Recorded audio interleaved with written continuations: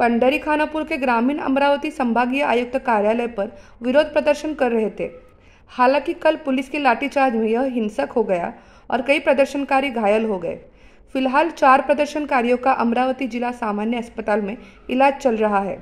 वहीं रिपब्लिकन सेना के अध्यक्ष आनंदराज अंबेडकर ने अस्पताल जाकर घायलों से मुलाकात की और उनसे पूछताछ की।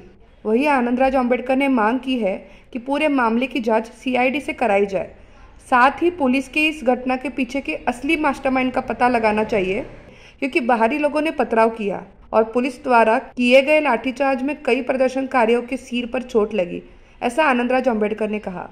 नाही, इथे आता मी एरविन हॉस्पिटलला आहे आणि मी पाहिलं अत्यंत म्हणजे जे काही आंदोलक इथे जखमी आहेत त्यांच्या डोक्यांवरती वगैरे काठ्या बसलेल्या आहेत, त्यांच्या डोक्यांना वगैरे टाके पडलेले आहेत, त्यांचे आता CT स्कॅन वगैरे काढलेले आहेत, त्याचे रिपोर्ट यायचे आहेत। परंतु जे काही झालं ते अत्यंत दुर्दैवी होतं आणि माझं असं म्हणणं आहे की पोलिसांनी याचा CID मार्फत पूर्ण तपास करावा, याच्या मागचे खरे सूत्रधार कोण आहेत आणि हे कोणी एवढं सर्व घडवून आणलं आहे।